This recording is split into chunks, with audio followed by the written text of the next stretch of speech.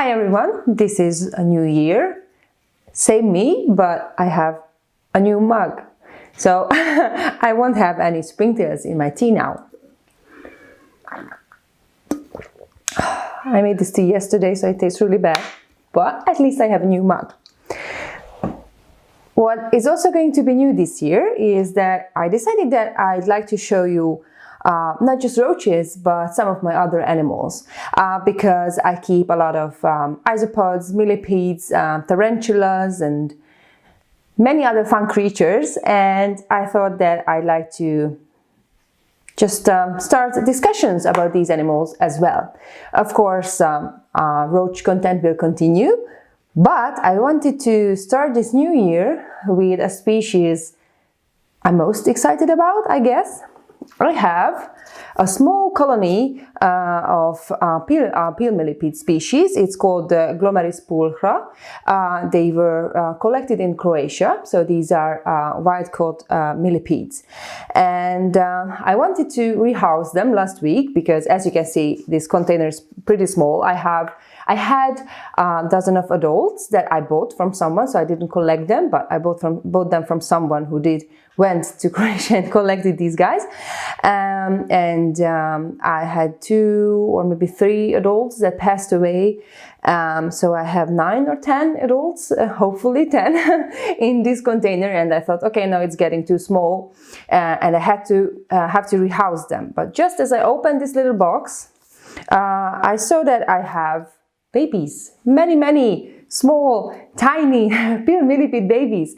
And I know that this is one of the, if not the easiest species of peel millipede to keep, but I'm still really excited about them because I'm relatively new to millipedes. I've been keeping millipedes, well, I kept them when I was younger, but I didn't know what I was doing, like, at all. But keeping millipedes more seriously, I guess, for a year now. So I'm pretty new to keeping and breeding millipedes, so that's why I'm really happy that I'm seeing offsprings, and of course because they are wild caught, because I feel like if someone buys, or at least on my part, if I buy, whether it be an insect or reptile or anything, any type of arthropod, I buy wild caught animals. I buy them because they are rare, and I feel confident in my ability that I will be able to breed them and disperse them in the hobby so other people can enjoy and breed them, so there will be no need in the future to collect them from the wild. So this was my basically goal with getting these guys and with this project. So I like to show you how I'm going to set up their new enclosure. So I've been keeping these animals for a few months now, and of course this is my first time keeping peel millipedes, so I'm not really experienced with them, but I still wanted to show you how I'm doing all these things because there are so little information out there about these peel millipedes. So I'm going to show you how I set up in the past this little container, just on a bigger scale. So this is something that seems to be working well for them. But if you have any advice or knowledge about these animals, please share that with me, because I would like to learn more about them, and they became my favorites. Peel millipedes and flatback millipedes are my absolute favorites, and I'm planning on working with them in the future, getting more species once I became a bit more experienced with these easiest ones. So what I think what comes to mind when preparing a millipede bin is the perfect substrate, because millipedes go through the substrate, they dig through it, and they eat whatever they find that is decomposing material. So what can be really good for millipedes is flake soil. This is really good quality flake soil that I bought from my friend. As you can see, the company name, the brand on the packaging. I'm going to leave their YouTube channel and email address because I know they ship maybe worldwide, but in Europe for sure. And I bought many bags, not just this small one, but bigger bags in the past, and this is really, really great quality. But as you can see, I'm running really, really low because I just rehoused my other millipedes last week. So this is all I have when it comes to flake soil. So I'm going to use something different, and this is not flake soil either, so I didn't have flake soil when I got these guys. But what I had and what seems to be working is organic topsoil. So this is just from the garden store. This is organic, so no pesticides or any additives were added to it. But as you can see, this is really like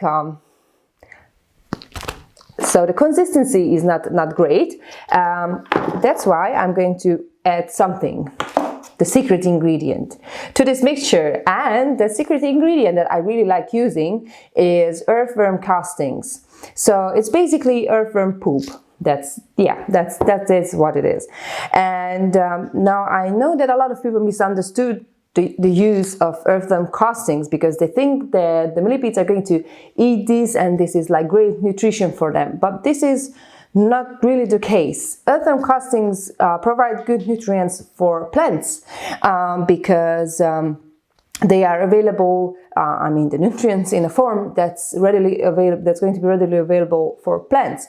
But since the millipedes and earthworms are pretty similar, not the same of course, but very similar in their lifestyles and in their diet, this holds very little nutrition for the millipedes. But I'm going to use this because this soil is really heavy, and I feel that the earthworm castings make it a bit more like fluffier, if you know what I mean. It prevents the soil from compacting and also getting really like soggy, if I may just overwater the substrate. So that's why I'm using maybe just this like a quarter of this little bucket. And I'm adding more soil to the mixture. So what I like to do is basically to create two layers. So this is going to be a base layer because these millipedes are pretty small, as you will see in a minute. I need gloves. So you will see in a minute that they're really small, but they like to dig themselves into the substrate. So that's why I'm trying to make like a bit of a thicker layer. And what I like to do with this lower layer is just provide a space for them to shed their exoskeleton and to make burrows if they want to. But there's right now, at this very moment, there's nothing in this substrate that the millipedes could actually eat. Now I know some people at this point add some rotten wood to the substrate and mix it thoroughly. But at least so far, what I saw with these millipedes, that they don't really dig themselves deep into the substrate. So they made holes basically just under the patches of moss or mushroom pieces, but they didn't like make tunnels as other millipedes would. So I don't want to mix any rotten wood to the substrate because I don't think that they would be able to get to it, to be completely honest. So this is just like this lower layer, and of course I'm going to add some flake soil, just a bit on the side, so they can eat something for sure, because I know 100% that they are going to eat this, because I used to just put small amounts in the corner and watch them eat it. So I know that they are going to eat the substrate.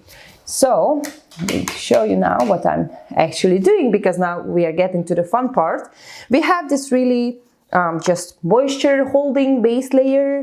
I've added some flake soil that they can just munch through if they decide to do so. But now I have the secret ingredient, which is Actually, it says flower beetle substrate. This is also from my friend from Beetle's Paradise, and I bought them for my beetles, but my beetle project just completely failed. But to be honest, and that's that's the reason. That's the reason why I won't ever be like a beetle person, because when I just unboxed this substrate and I opened the box, my first reaction was, oh my god, this substrate looks beautiful, it is going to be great for my millipedes. And of course I bought them for my beetles, but I kept them for my millipedes. So I don't know 100% what's in this substrate. I know that it is going to, it would have been great for beetles, because the friend of mine who makes these breeds beetles. He has beautiful, beautiful animals. And if it's great for the beetles, then I know that it's good quality substrate. So it has, all I know, if I remember correctly, there's flake soil in it, but what I can actually see just by opening the package, that it's full of like shredded and decomposed leaves, which is something that I know the millipedes are going to love. So I'm just going to make a smaller layer of this. There goes my mug. I just spilled some soil on it. Okay, so let's refocus. So here's a layer of just flakes. So you can see that they're a bit different in color, but I think it's because my flake soil is a bit so dried out, because I've been storing it for a long time. But you can see that this substrate looks really beautiful. It has chunks of decomposed and rotten wood, pieces of leaf litter. So I think if you can get something like this, this is great. You can see that there's some wood pieces.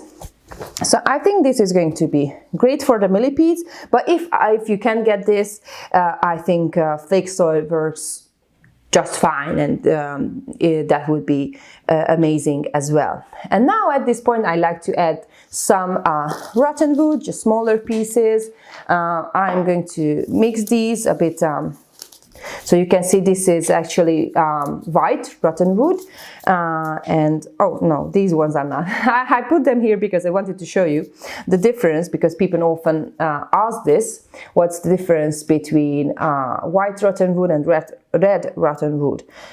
So the difference is in the fungi that eat basically the wood. So these little mushrooms start eating the wood and breaking it down, and the difference is in the species of mushroom, and different species break down the wood differently. And what is important for us is what's left in the wood, because if it's like broken down by white rot fungi, then there's something edible still left for the millipedes. And you can see the difference. Like this is the white rotten wood and this is the red rotten wood, and I can just crush this one with my hands, and of course it's white. I guess that's where the name comes from. But this red one, it breaks down very differently, so it doesn't feel like sponge. It's, of course I can break it down, but it's still really like brittle and doesn't crumble like these spongy ones. Of course, if some of them gets in here, it's not a problem, because they're just gonna ignore it. They're not going to do anything with it. So this is the type of wood that you need to be looking for. So now at this point, this is what I've been doing so far in my other bin. So you can see that this is quite a lot of soil for, you will see, such small millipedes. And now we came to the exciting part, adding the extra bits. I'm putting in some bigger pieces of wood as well, these bigger chunks. And so this is oak that I've collected from the forest. It's really like spongy. They're just ready to eat. Or maybe I should have soaked them. That's I forgot, absolutely forgot. What I do usually is I soak the wood before putting it in, but I've done this before, that I forgot to soak them, and I know they will eat it. And I'm also putting in this bigger piece of wood. This is different species. This is apple tree from my garden. This is from a really old tree. It's about around 100 years old. And as you can see, this wood has a different texture. It's not spongy at all, but this is still rotten wood, just a different species of tree, and that's why it is a bit different. And I'm going to just put it here to do a little experiment, because my wood-eating roaches eat this. At least Panastia really like it, because it's still rotten wood, even though it's not soft. So I would like to see if these peel millipedes do anything with it. But I provided some wood that I know for sure that they are going to eat it. And what I also do, I don't need the gloves anymore, I also do is put in some moss. Beautiful, beautiful moss. I really like moss. They are one of my favorite plants. And this moss is collected from the garden. I just went out a few minutes ago and got them inside. Now what I know that many people just try to like sterilize, I guess, their moss. I'm just going to place it here so I can talk to you. So I know many people try to do things with their mosses before putting in the enclosure. Now, I didn't do this because these millipedes are wild caught, and what is really important for all millipedes is their gut bacteria. They need their little bacteria culture in their system to be able to break down the food that they are eating. And with many pure millipedes, especially those really big and beautiful ones from Madagascar, for example, the problem why we can't keep them in captivity is because we cannot provide those bacteria for them. And this is what because as you could see, everything else besides the wood I put in here was basically sterilized, because, well, of course not 100%, but just out of the bag, possibly without any useful bacteria or fungi in them. So that's why I wanted to just put some bacteria in here. Of course, I don't know what bacteria do they actually need, but that's how I'm just trying to put some nice bacteria in here, because that was the first thing that I saw when I bought them, that was the first reaction when I got them and put them in their little box. They went straight for the moss and started eating the moss, and most of the time they are hiding under the moss, so they seem to be like it really well. If I have captive bred species, millipede or isopod or whatever, I soak the moss and to get rid of any animals that are in there, and then I let it dry out and soak again before putting that in here. Now it's freezing on site for the last couple of days, and I tried checking. There's nothing in here, no animals. So I just thought, okay, it's probably safe. But of course, you do you. Whatever is your philosophy on putting things from outside to the bin inside. And another thing that these guys like are mushrooms. I did soak these ones because I didn't forget, like the wood. These are basically, I'm going to show you again in a minute, the kinshi I have, but these are a type of mushroom that grows on trees. So these are the ones that actually make the rotten wood, so they break down the trees. And I noticed that my pure millipedes actually like these mushrooms, because I collected a piece of wood with the mushroom still on it, and they ate the mushroom as well. So now I collected some of these mushrooms from fallen logs, and now I'm adding these too. And here are the mosses that I've been storing for a couple of months, and now I'm just rehydrating them. Okay, what else? Yes, another option is kinshi. This is, I have this baby kinshi, and I have the normal one. This is also from my friend, and I've been keeping these. Okay, so it might sound weird, you know, but I've been keeping them because look at how beautiful this kimchi looks. This is the mushroom is Trometes versicolor. This is the type of mushroom that breaks down trees, and they just look stunning. I love mushrooms so much. But now it's the time to sacrifice the kimchi. I have to open it. I'm going to sacrifice the baby one. I really, really like these. And of course, these are also for beetles, but this is, so if you are a beetle breeder or someone who is knowledgeable about beetles, I know this is old. So this is probably, this probably wouldn't be suitable for beetles anymore, because what it is, if you don't know what kimchi is basically sawdust with some mushroom spores in it, and the mushrooms like roots, so it's the mushroom's equivalent of a root, the mycelium starts eating the wood itself, and then the mushroom starts growing.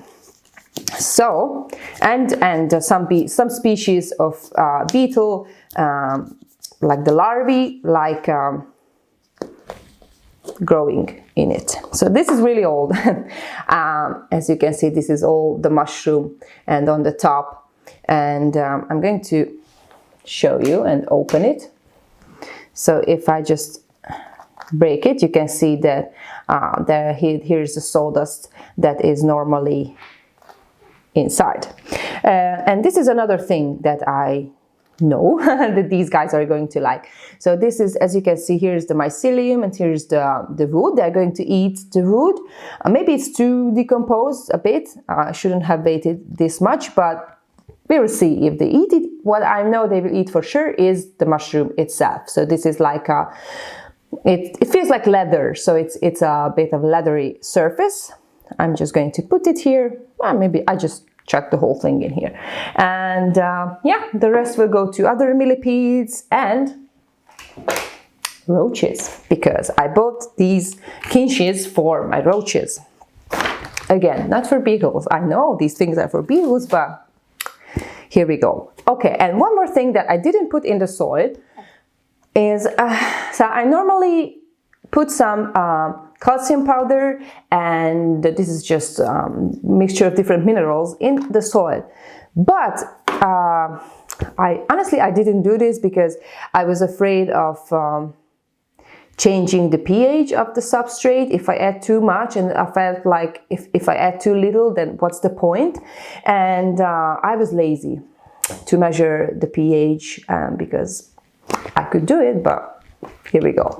So you can definitely add these if you want to, or if it's something that you think it would be worth doing, but I've been doing with the other box as well, is just putting a small amount of the powder of the calcium. If I can open it. Yeah, I don't know. So this is a really fine powder, basically the same quality that you could use for reptiles, like putting on feeder insects. But I also tried cuttlefish bone. I also tried crushed limestone, and all of them works fine. I just like this really fine powder because I feel like, you know, it feels fancy putting white powder with a little spoon in here. So I just chuck it in the corner, and I know for 100% that they are going to eat it. Okay, what else is missing? Leaf litter. So what I do is I collect leaf litter outside. Again, this is something, I don't put them in the freezer, I don't put them in the oven, I don't do any of this. Maybe I should, I don't know. Let me know what you think. But what I do is I store them for a very long time. So I let them dry out completely, so all of the animals are just going to escape and crawl out. And then what I do is, before using them, I actually soak them. You can soak them for a couple of days. I just did a few hours. So it is going to be easier for the millipedes or any other animal isopods to break down. So this is oak leaf litter because that's what I have available. But I think many other species would be suitable as well. Oh, and now, of course, I forgot one of the most important things. to cover the holes on the side of the box, because, well, they could actually get out, and all the flying menaces like gnats can climb inside. This is a micropore tape that I'm going to be using. This is basically, it feels like paper, and it has tiny holes in it, so nothing can get inside the box besides air, except air. So I've been using them for quite a while, and they are working really well. And the trick is to put them on the inside, because it's not as sticky as like Scotch tape, but it's still sticky enough so that the tiny legs of a millipede or isopod or roach could get stuck in it. Now, since the texture of this tape is really like paper, this is going to become dirty, so you need to change it after a while. What I also like using are these transport tapes. This is a bit different. It's more like plastic, and it has bigger holes in it. So if I need bigger airflow, I just change this tape to this one. But I feel like these peel millipedes need higher humidity. Okay, so now the hard part is that I'm going to make some room for them, because you are going to see how tiny those babies are, and I'd like to chuck this old substrate in here as well. So I need to make some room. And now the big reveal. So, oh, here is one. I just fed them 2 days ago. So this is just, yeah, you can see the springtails in here.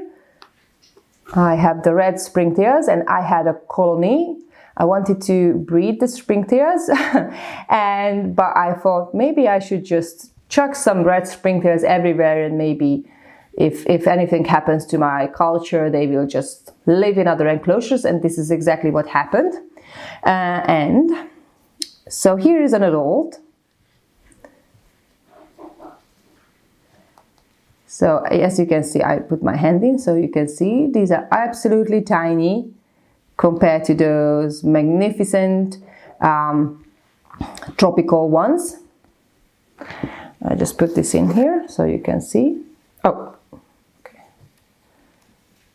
okay. Maybe I should put this guy in my hand. Yeah, they are pretty shy, so I rarely see them move around, or so they are always curled up like this if I touch them. But I think they're really pretty. I will put some pictures up that I made a few weeks ago. But yeah, so there you go. I put it on the vase, and I'm going to try to show you some babies if I find. Yeah, there are they. I don't know if you can see them, because they're absolutely tiny, like barely bigger than the isopods. Yeah, I guess actually the isopods are, or sorry, springtails are actually bigger. So there's the little guy, that white dot that you probably can see. Okay, so there is the baby, and I've seen dozens of them. So that's why I'm a bit nervous about this rehousing situation. But as you could see, there is basically no space left anymore in this box, so they have a hard time moving around on the surface, because there's just so much substrate in there, because they're just constantly breaking down the wood and leaf litter and anything that I'm giving them. Okay, so here we go. I'm trying to show you these guys that I'm trying to rehouse. Maybe here's one adult just moving casually about. Hopefully you can see it.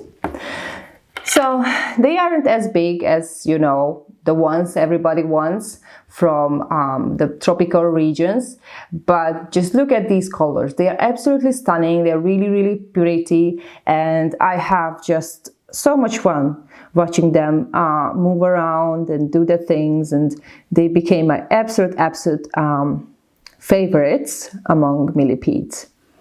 And here are one of the babies. I don't know if you can see it. So they are like they are the same size as the springtails, but they curl up when I touch them. They are just amazing.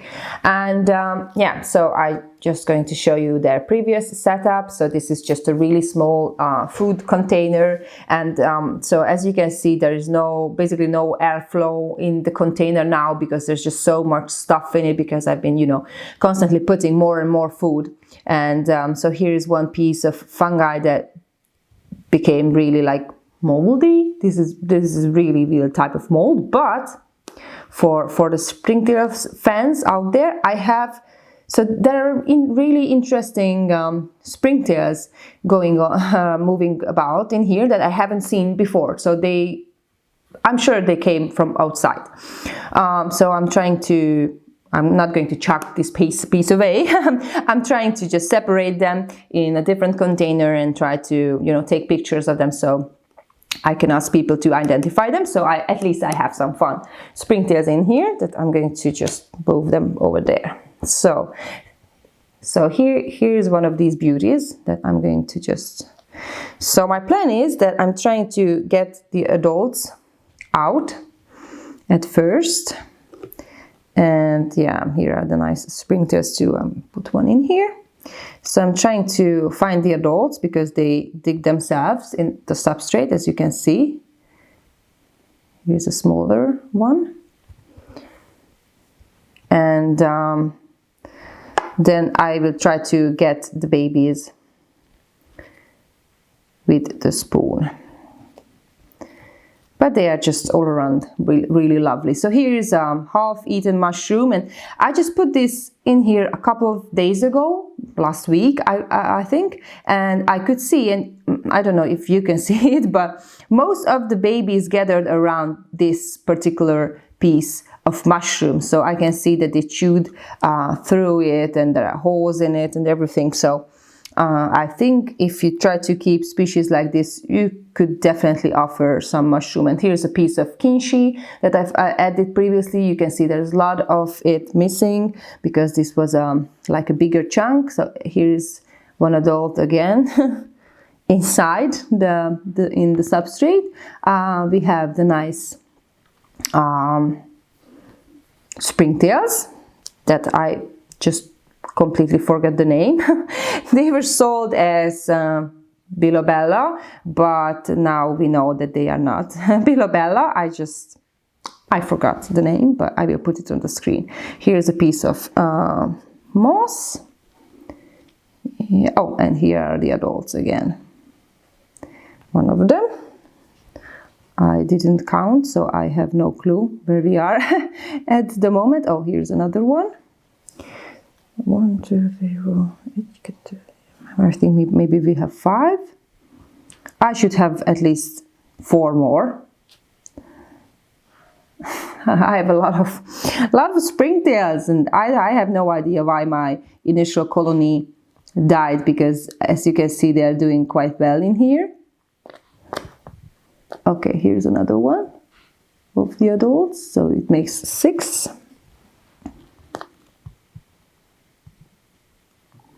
Yeah, I think I start getting the babies out as well, because I'm really afraid of crushing them. But this rehouse was really like way overdue and necessary. So I really have no choice. So I think I'm just going to finish trying to fish these little guys out, because it might take hours. I'm back with an important message, because I've just finished relocating all my babies and adults. I have 9 adults, so unfortunately I remember correctly that 3 of them passed away since I got them. But I still have 9 adults, which is great. And I have many babies. I'm really hoping that this relocation and rehousing thing didn't shook them up so much. And I did see them in different sizes. So some of them are growing, which is also great, and I really hope that they will continue to do well. But here's the important thing. I just found a tiny, I won't be able to show you, so tiny centipede in my previous enclosure. So I think it is time I rethink this whole I'm not cleaning anything, just putting inside my enclosures thing. So I put to the top of my to-do list that I need to come up with a way of adding beneficial bacteria to my enclosures without putting centipedes in my enclosures. But I'm also really happy because, okay, this was the final push basically, because I wanted to do this microbe thing for a long time, but it's really hard work, and I need to ask for help from microbiologist friend of mine. I'm also happy because I found a tiny centipede, and I really wanted to keep some of them, keep some centipedes, but all these scolopendras, like these scolopendromorpha, are illegal to keep in my country, so I can only keep these really tiny little like local ones, but I just couldn't find them. And these are the, I can't remember the scientific name, but these really tiny, thin, long ones. If I figure out which species does this little guy belong to, I will put it in the description, so you will know why I'm so excited. So, okay, this is really the end of the video now. Thank you so much, and hopefully see you in the next one. Bye.